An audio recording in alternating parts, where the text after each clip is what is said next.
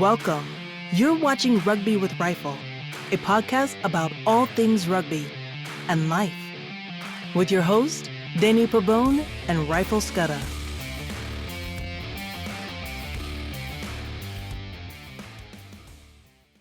Welcome to Rugby with Rifle, a podcast about all things rugby and life. As always, I'm joined here by my friend Rifle. Rifle, how are you doing, sir?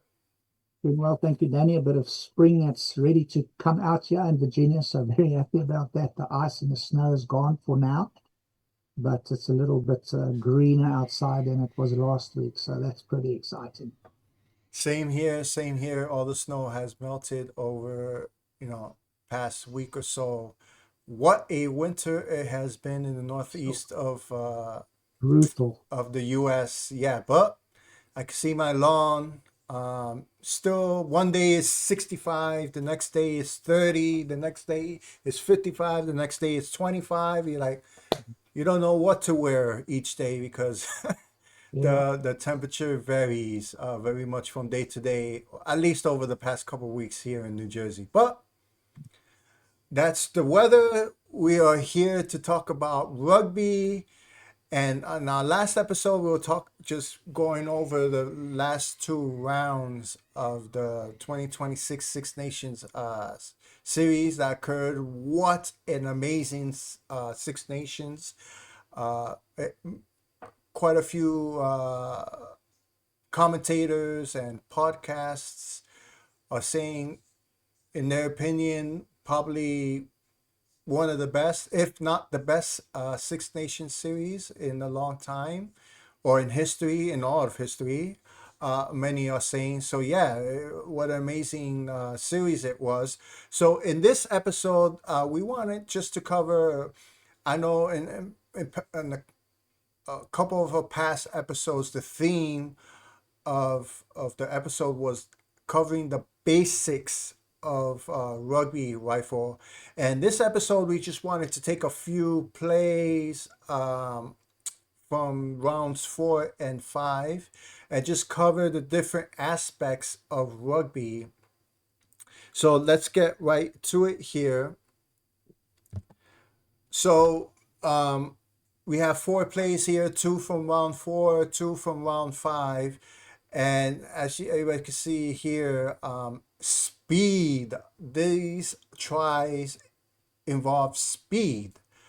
And the one thing that we've talked about a lot in the past, Rifle, is the play of France. And is that France loves to attack. And, you see DuPont, Jameson Gibson Park also reminds me of his style of play, in which both players, when they're in the ruck when they're in the ruck, getting the ball, preparing to pass it to the teammate.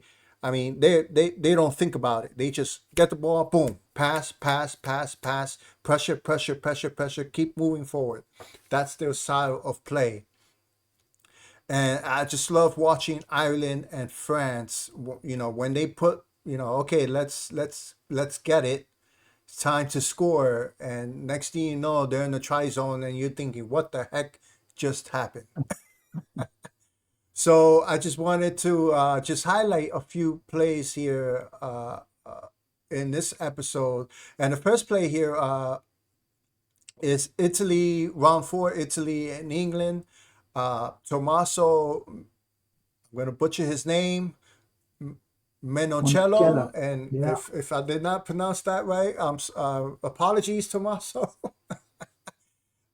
We spoke about him quite a few times, Rifle, during this series, just mentioning him. What a great series he's had. Explosive player. He's a center for the Italian team.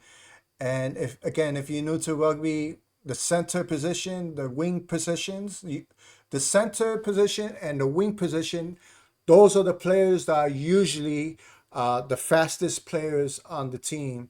So it was exciting to watch Tommaso in this series because I had mentioned uh, another player from last year that I enjoyed watching was Ange Capuoso. I believe he did not play much in this year because he had an injury, so he did not have much playing time. But Menocello took his guest spot this year and was an exciting player to watch this year, Rifle. I would definitely pick him as the center of the tournament Mm. and definitely put him up there, maybe even if they choose a player of the tournament. I think his name, either he will definitely be there. Very, very explosive, a lot of speed, but not just that, his work rate. If you see him, he's Mm. all over. Sometimes maybe you'll think a center just gets the ball and runs through, but he's all over the field and he's strong, he's very powerful. So his tackles are not just putting people down, his tackles are hurting. When you've been tackled by Monticello, people get up and they're like, oh, that wasn't fun. So just the way that he plays, the way that he can break through a line because of his strength and speed, you give him the smallest gap and he can go through there and he can then even just offload to another player if he can't make it himself. We saw in the previous episode that try that Italy scored. So very, very exciting player to watch. Also young, so a lot of years. I think he will still come and scare other midfielders when they know that they're going to be facing him. So very exciting player, and I would say could be possible player of the tournament. Yeah, yeah, I agree. He gave a lot of exciting moments throughout the Six Nations. Yeah, and there's that word again, right? For offloading. And for Offload. those of you who do not watch our previous episode, I was mentioning, I was trying to come up with the term. And if you're new to rugby, offloading is player has the ball, they're getting tackled, but before they get tackled, they're able to pass the ball to another teammate before they get tackled. That's a offload. And I could not remember that term in our last episode, but now I do. So let's just let me just make it this. Well, you know what? Let's not make it bigger. I believe probably everybody at home could see this decent size for everybody to see at home. So I'm just gonna press play here again. This is Tommaso Manocello for Italy, round 4, and boom! Look at that. Now let me just go back here really quick. You know what? Let us make this bigger. Actually, change my mind so that we could see it a little better. So here we go. So we have right there again. How many times have we said this before, Rifle? England's defense, um, non-existent throughout this series, except for that first game, Wales against Wales. But rest of the games, games 2 through 5 for England, the defense was, as you can see in display, pretty much non-existent. Okay, but if we do go back Okay. to defend England a little bit, if you look at who Monticello is coming up against, so he's in the back line, he's a center. Can you see the two players that he's running in between? I Watch when he believe goes. Look who's standing there. Look who's in front of him. props, He got two huge forwards, forwards, yes. and 9 times out of 10, if you have a fast, big, quick center who gets the ball already running, and you have a little bit of a gap, and on either side of the gap, you got two big forwards, 9 times out of 10, if you as a center or any backline player can pick up the fact that you got two big, huge guys that have got to try and chase you as you come and get the ball already on speed, 9 times out of 10, you've got to try. So England's defense there a little bit iffy because they have these two brutes having to defend that speedy center. So that was not very good of them. They should have maybe, thought of having other players there, but he gets the ball running, just goes straight through them. They can't turn around, or I mean, he's just too quick.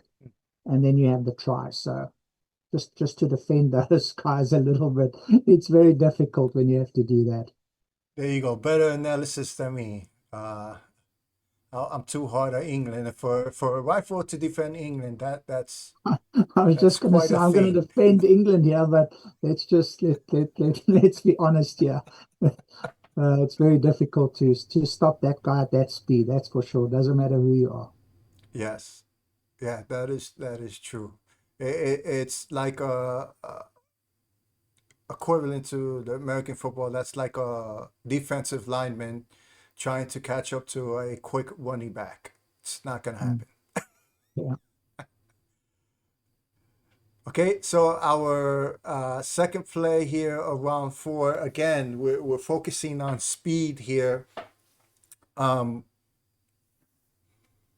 so we have South African who plays for Scotland. Kyle, how do you pronounce Stein? Spain, Stein? Spain, Stein. Okay, wow, I I'll actually Spain. pronounced it Yeah, right. like So you we stain have your clothes. a South African playing for Scotland here,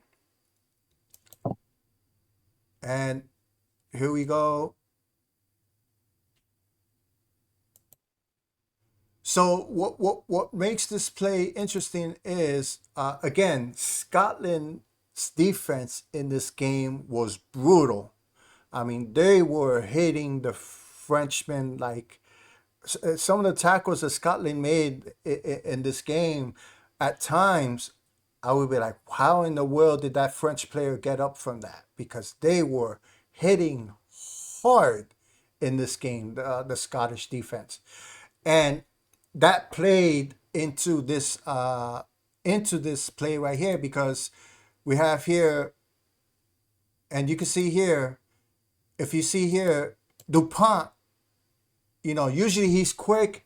He's okay. I'm gonna pass the ball to my teammate, and you can see there that he hesitated a little bit, and he hesitated a little bit was because the Scots were pounding them on defense, just hitting them hard, and this occurs. A split second of hesitation. Look at that. Stein is able to intercept the ball and score the try. So usually you have Dupont zipping the ball through the air to the teammate. It's very hard to intercept the ball, but that slight hesitation where he feels he's going to get hit because the Scots again have been hitting hard in this game. So that split hesitation and knowing he's going to get hit doesn't allow Dupont to really zip the ball through the air to his teammate. And there you go, Kyle Stan intercepts the ball, and nobody was going to catch him once he gets started running. You can also see Dupont was tackled there from behind. So, Yeah.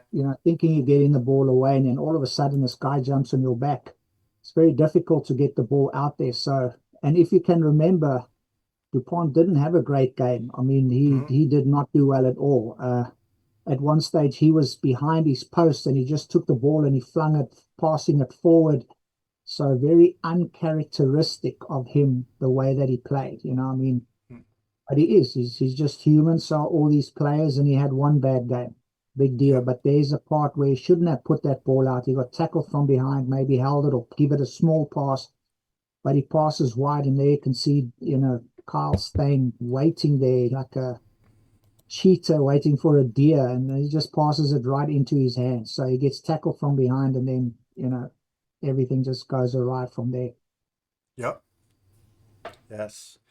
And again, a credit to Scotland's defense in this game. They were just had their defensive game plan was just amazing. It's the reverse. I mean, Scotland. We've spoken about this before. Scotland at times looked like France, they play like France, attack, quick, quick, quick. And then the next game, so the inconsistency at times is not there for Scotland. But their defense really came to play in this game, uh, and then on top of that, the offense was playing good as well. So when you have both sides of the ball playing very well, I mean, it's very hard to lose in that situation. So our next two plays here, let's go to Ireland versus Scotland. This is round 5. The ball here, and again, not going to catch. So this is a handling error on the part of Scotland. This kind of looks like, I just passed it. Kind of looks like soccer. He headed the ball. And there you go. Did you see the offload there behind and throwing like a baseball or a basketball actually through the air there, not a rugby pass? Look at how he gets rid of that, the offload there from the Irish player. Watch out. Yeah, Look at that. Wow. Brilliant. Overhand, pretty much. Yeah. Wow. What a score. And this just proves my point of Scotland inconsistency, having an amazing game. And part of that, we spoke about this actually at the end of our last episode, just the mentality in sports, in rugby especially, but in many sports where you're putting your all into one game and then having to come out the next week and having to put your all in again the following week. That's very hard on the mind and very hard on the body as well. So it's something that it's just a part of sports, especially in rugby. And then round 5, France versus England. Rifle, we're talking about speed. I was good because I could put all 4 plays of LBB on this slide, but I did it. I just chose one. What a player, man. Oh my goodness. Yes. How exciting he is, eh? Yes, amazing player, and he's only 22. If he stays healthy, he's going to have a legendary career if he stays healthy. Amazing player. So we have here. Okay, so France has the kicks it. LBB catches up, trips, gets up, and scores the try. That is so difficult because in rugby, as you know, the ball can bounce anyway. So you could see he was waiting there to see if the ball would bounce up and then he just catch it, but it didn't. So now you're running at full speed.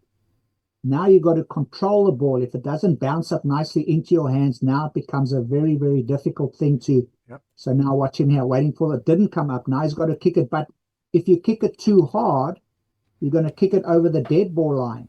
So you got to just literally at full speed, you got to just tap it. There's so much skill that went into that try. It's just phenomenal. So very, very, very good bit of rugby there by that amazing young man. Yes, yes, and a lot of his tries are like that.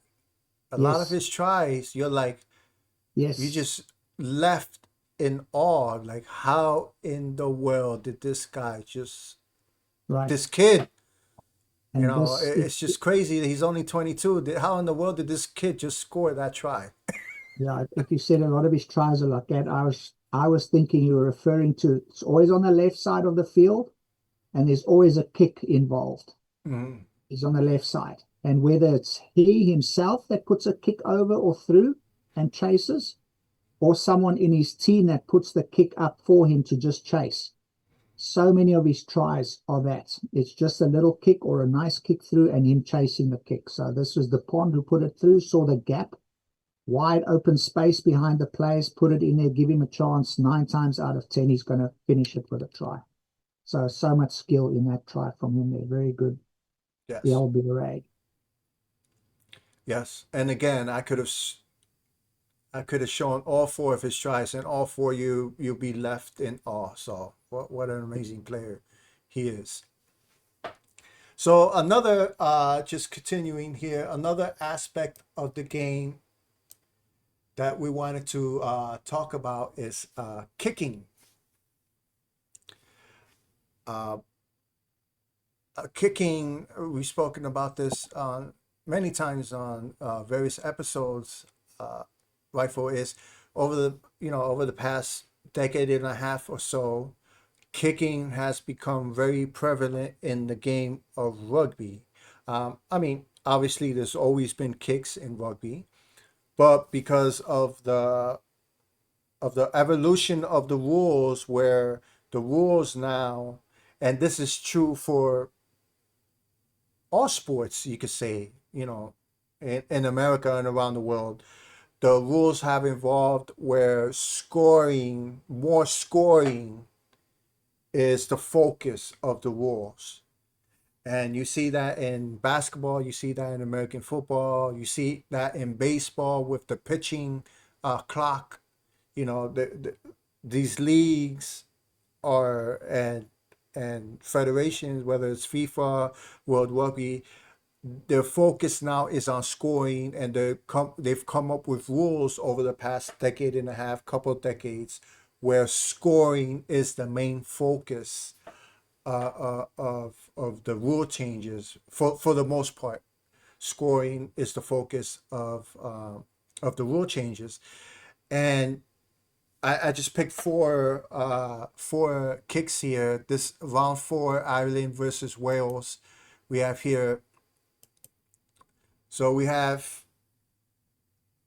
right here Wales kicking the ball away.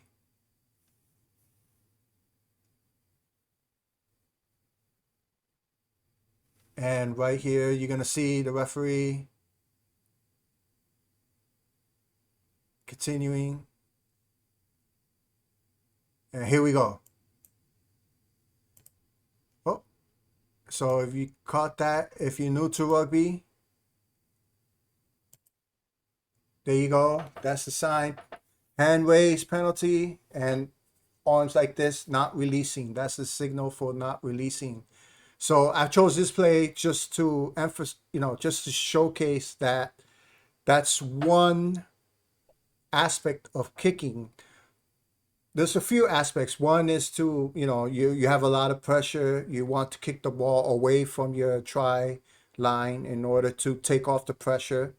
Another aspect of kicking in rugby is you kick the ball in order to gain territory. So you kick the ball hoping that the other team, you put pressure on the other team, and they will concede a penalty.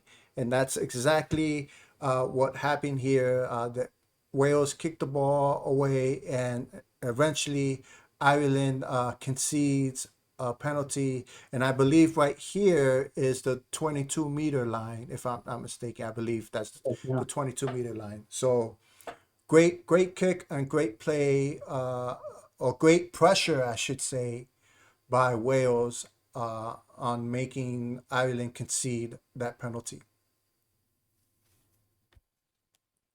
And then our next play that I wanted to highlight here, obviously, these are all kicking plays. We have round four, Scotland versus France. Again, Scotland in this game was just magnificent, amazing on both sides of the ball, on the offensive side and defensive side. So this is another example of Scotland really putting pressure on France throughout this game. So we have Scotland kicking the ball here. So now we have Dupont committing a very, very rare. It's very rare that you see Dupont committing what's the word I'm looking for? A rookie mistake. You will see rookie players making this mistake in rugby. So we have DuPont here in the try zone, and this is what happens. Again, this is created from all the pressure that Scotland was putting on France throughout the game. So now we have DuPont in the try zone, and he does a forward pass in the try zone. So a very uncharacteristic error on DuPont's part. I'm not sure if you saw this play live, Rifle. What were I your did, thoughts on yes. this? No, I did see it, and it's absolutely 100% pressure because there you can see, look at the score, Mm-hmm. 40-14, and things are just not working out for France. And as you say, just on the day, Dupont, so many mistakes. We watch a previous try that he gave away, intercept that he gave to Carl Stein. So here he's right at the back. Now he's got the ball, no one there. Nothing he can basically do. So one would think maybe, I don't know, maybe if the score was a little closer, Mm-hmm. maybe he would have kicked the ball into touch and then just slow things down, get all my forwards together, let's settle down, take the line out. But 40-14, what have I got to lose? There's Belsby Array. I mean, let's just, maybe if I can get the ball to him, so he just passes. But it's a forward. I mean, in that stage, there's so many things going through your mind. So definitely it all came from pressure. And that's what pressure does to a man. Doesn't matter how good you are. If you just constantly bombarded like that, you tend to make mistakes. And that was a huge from one of the best players in the world. Yeah, yes, it was. And again, we mentioned this in our last episode. So if you haven't watched the episode, please go watch it. Um, it was 40-14 up to um, 65 minutes in the 55, game, yeah. and then the game ended up 50-40 uh, at when the game was all set and done. So that goes to show you again one thing that you could say about the team when they want to turn on their scoring, they could do it at the flip of the switch. And I remember you just when we were messaging each other back and forth throughout the weekend, Rifle. I remember you mentioning that if France had 10 more minutes of play, they probably could have pulled out a win in this game. But, the game of rugby is 80 minutes, not 90. Yeah, But yeah, they were on the verge of, again, I agree with you. If they had another 10 minutes, France could have easily come back and maybe pulled off a huge victory here. victory. Yeah, I think so. Yeah, so for them to score 26 points in the last 15 minutes of the game, it's just crazy, crazy, crazy, crazy. And I think part of that also, Rifle, is that you know Scotland is so far ahead. Maybe they, took their foot off the pedal a little bit Yes, psychologically, and yeah, they conceded 26 points in the last 15 minutes. But definitely. Yeah, what a game that was! Amazing game. And that game brought us to round five. A lot of stuff to happen in round five. Uh, and we spoke about Ireland having a chance for a couple hours of being the champions of Six Nations, but France said nope, not this year, and were able to get a victory in the last round. So we have round five here. France versus England. Actually, both plays in round five that I have focused here are from that France and England game in round five. And the reason I wanted just to show this really quick, let me just, as everybody can see here, this is simply a oh, a misconversion kick from England, one of two. And the reason I wanted to show that is because it led to this at the very end of the game. Again, this is the end of the game. England is up 46-45, 1 point. All they need to do is get a turnover, kick the ball out, and Ireland are Six Nations champions. However, they concede a penalty and award a penalty, and obviously France chooses to kick the post, obviously, because if they make the kick, they win the game. And we have Ramos here, and this is the game-winning kick for France, and they are 2026 Six Nations champions. Could you So get the those ball any two, more center through the posts there? yes, You couldn't. I mean, it's as if someone marked it and said, "There's a center, go for it." I mean, that was just brilliant. The pressure that that kick, put on his shoulders to be able to do that. There are few people in the world that can do that, today.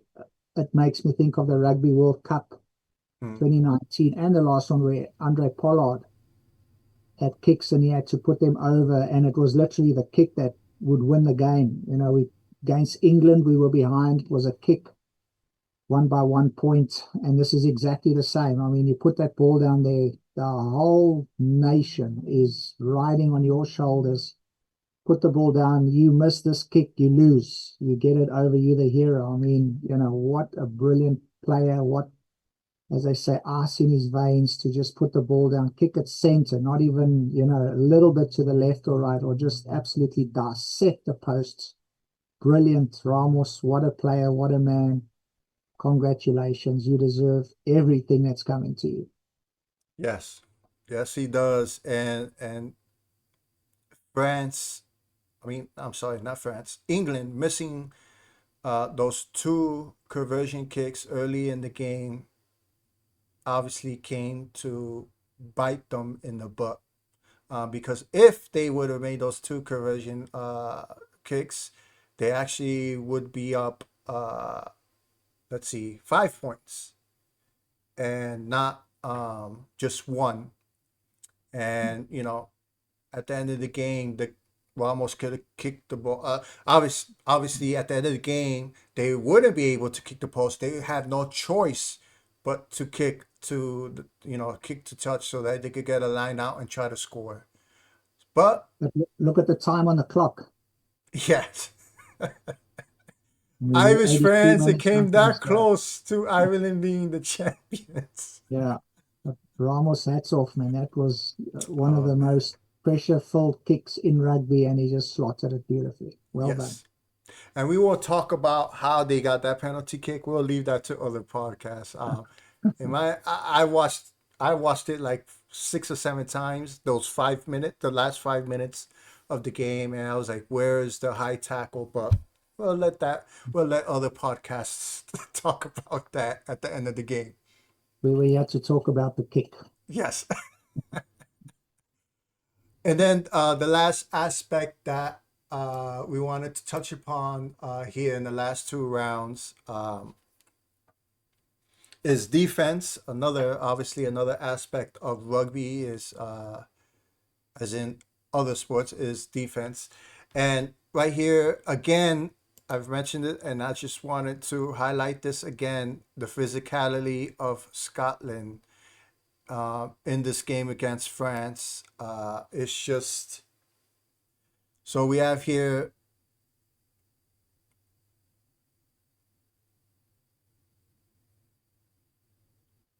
Oh, um,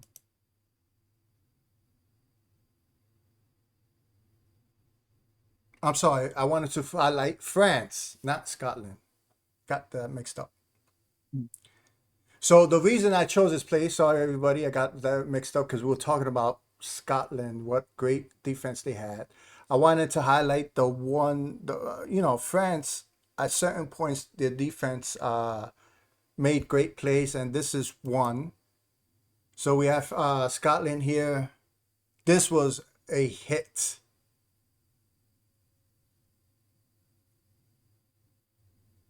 So at this point of the game, France, and this is the beginning of the game. You see the score there, 7-0. So France began the game.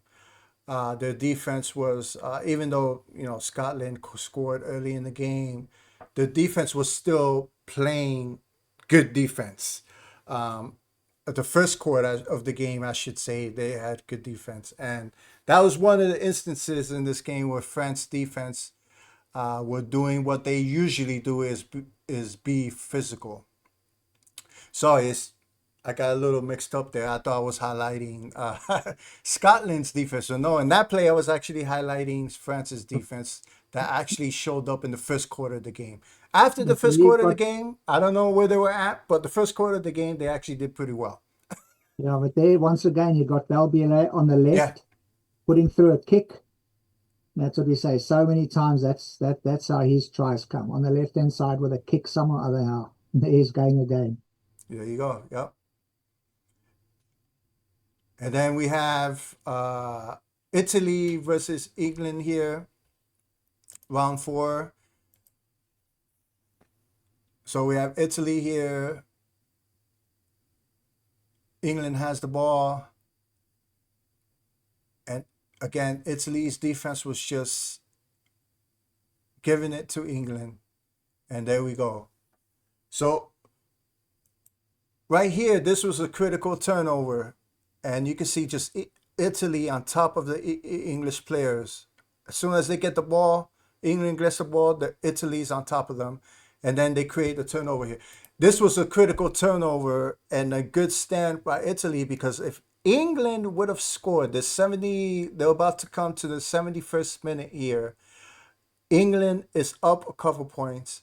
So if England were to score and, convert a kick, now instead of being up, 2 points or 3 points, I believe, with 10 minutes, now they're up 10 points with 10 minutes.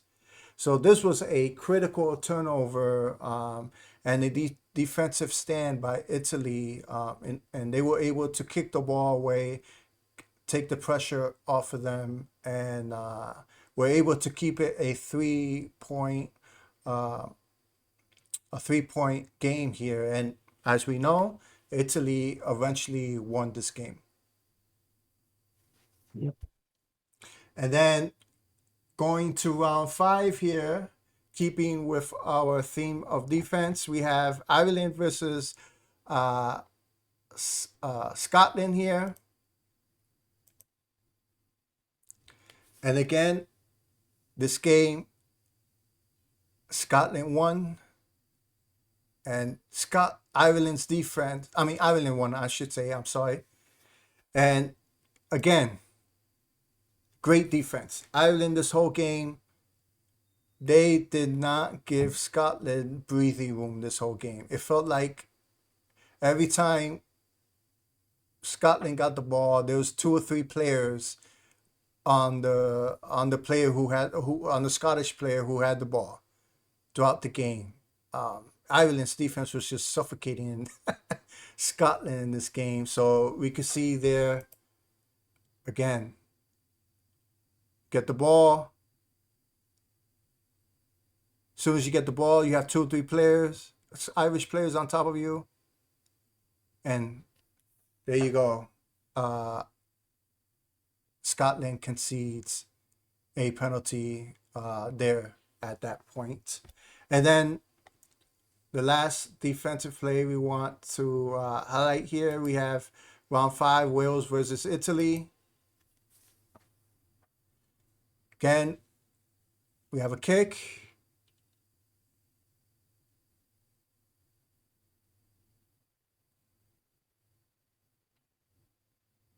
And there we go. We have Wales again. Actually, Italy conceded a penalty. Another instance where pressure, you kick, you ball away, you chase the ball, you put pressure on the opponent with your defense, and your opponent concedes a penalty because of all the pressure you're putting on them on defense. So yeah, so those are the few plays that I wanted to highlight on defense there, Rifle.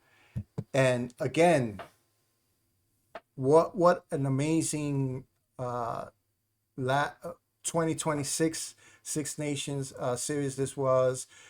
The whole series was good. The last two rounds, Scotland beating France in round four, made round five very, very interesting. Round five was going to be interesting regardless because of all the great play that was going on during the Six Nations this year. But the fact that Scotland beat France in that round four put that last as they call it, Super Saturday of rugby, uh, that win of Scotland over France really made that round five a lot more interesting, and it was fun to watch.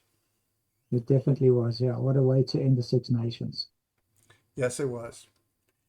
And with that, everyone, I just want to we just me and Rifle wanted to highlight quite a few plays of the Six Nations, and just cover a few aspects of the game. And it's like you say, Rifle, it all comes down to the basics.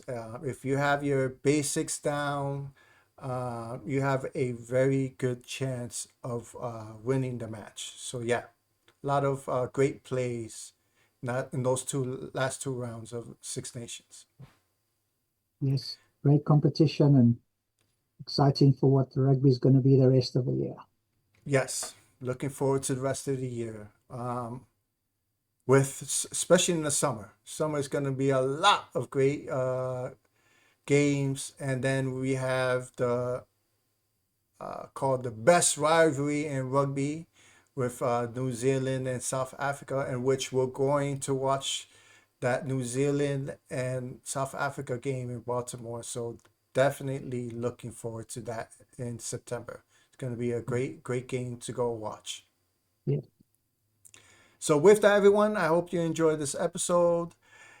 And until next time, take care, everyone. Cheers, everyone. Thanks. Thank you for watching this episode of Rugby with Rifle. Remember to press the like button and subscribe to the channel if you haven't yet to support this podcast.